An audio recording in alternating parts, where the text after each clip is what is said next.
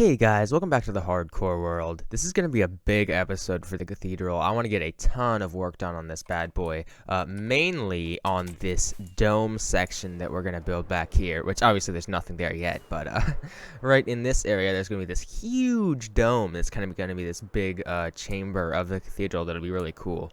So hopefully we'll get most of that done in this episode, as well as get some of these flying buttresses and stuff done.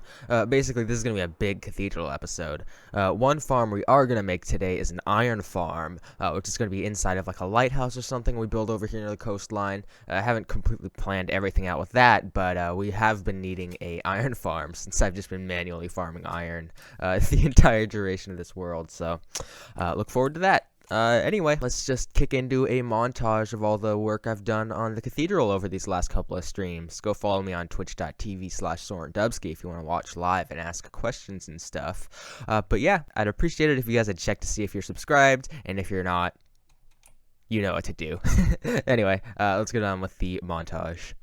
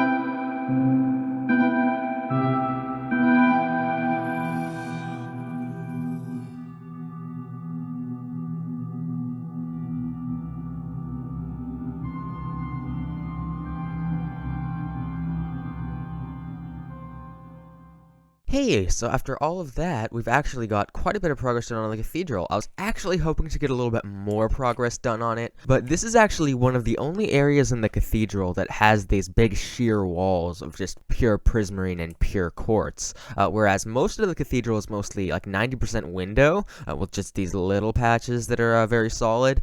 This section actually took up a ridiculous amount of quartz and prismarine, so I didn't have quite as many materials as I would have liked to have. Originally, I wanted to have both of these sides done this week, but I'm happy with what we managed to get done, and I'm glad we kind of grinded out this large section here, finally. Now, I think it's time to build up a bit of a lighthouse. I'm filming this out of order, so I'm actually trying to avoid looking at the lighthouse. But anyway, let's build up a lighthouse. We're going to go into a third-person time-lapse mode for a little bit, and then we'll go back into first-person to build up the iron farm inside of it.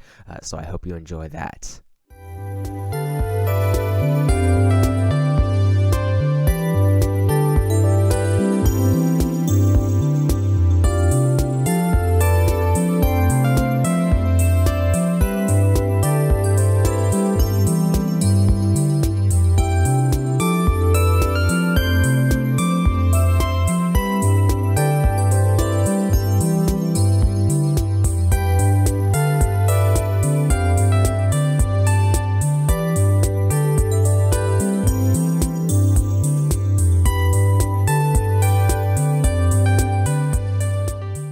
So this thing's turning out kind of nice. Obviously, it is the most basic shape anything could possibly be. It's literally just a cylinder, but because of these kind of candy cane stripes, it looks a lot more intricate than it actually is.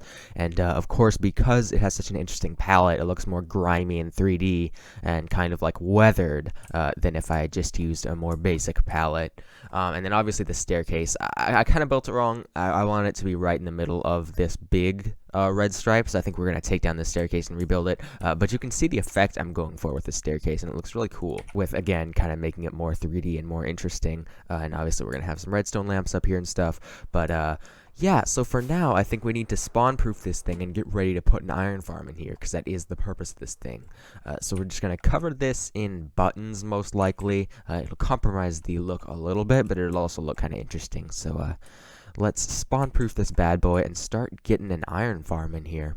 Alrighty, now the functional part of the iron farm is all done. Let me go give you a little look-see at how the internals of this thing work. As you can probably guess, we have a soul campfire kill chamber, which isn't my favorite. I prefer using lava, but this build is almost fireproof except for one single block, which is the white wool that we... because of that, we can't use lava as a kill chamber, otherwise it would light on fire and burn down. So, now that we're up here, you can see we trucked these villagers in here. I actually had the perfect amount of villagers that were kind of on standby that I hadn't traded with yet over in those. So I just had some rails going towards them.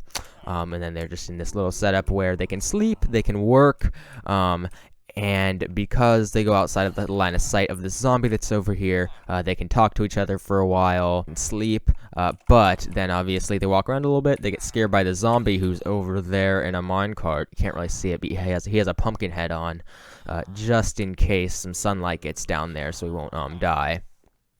But yeah, these guys seem to be working pretty well. And then I have this tiny little spawn platform, which I don't think is the most efficient way to do it. I think you actually want the most spawning area possible. But I've found that for a compact iron farm, this works extremely well. Because then they think they can walk over to this edge of the trapdoor and hit the zombie, but they can't, and then they fall down in there. You know what happens. So, because they fall down like that, I could have actually had a more condensed kill chamber, but I'm lazy, and I just decided to cover the entire thing in campfires, which is a massive waste of iron, mostly, because down here, obviously we have to hopper up every single one of these campfires, but I'm not too worried about that, because we now have an iron farm, so I'm not too worried about wasting iron. So yeah, I just need to fill in a couple more of these hoppers, and this thing is all complete. And we are going to add in a little bit of very basic redstone just to make this thing look nice and pretty. So I'll be back in just a sec. If you've never seen this trick, it's a really cool little method to get kind of a beacony look out of your world. Basically, if you place observers... Oh, no. That is not how that's supposed to go. If you place observers all in this kind of loop, you can kind of get this cool clock going, essentially, that is just constantly going around and is super stable. And then if you put observers up on top of here, you get this kind of circular power. And then, of course, if you place redstone lamps on top of that, you get this really cool pattern. The interesting thing is that you can then put another layer of redstone lamps on top, and it will be one cycle behind, which gives you this kind of cool circling look. And I think it's a pretty basic thing to do for a lighthouse, but I think it is for a reason. I think it looks really nice, and I think that's what we're going to go with for this lighthouse. So we're just going to leave it like this and cover it up a little bit so it looks nice, and call that good for most of the decoration on the lighthouse, and then we'll just put some glass up here and call it a day. Okay, we've got this thing looking a little bit better, but I think we are out of video time for today, unfortunately, so we can't quite finish this lighthouse and really get it to look finished. But I'm pretty happy with where it's at. We've got it looking decent, and most importantly, the iron farm inside of it will keep us going. And of course, the progress we made on the cathedral was super, super, super nice. So I am happy with what we managed to get done in this episode.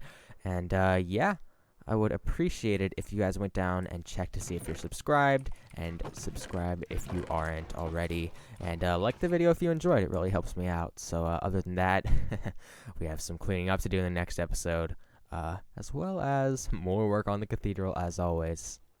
Alright, see you later. I'll catch you guys in the next one.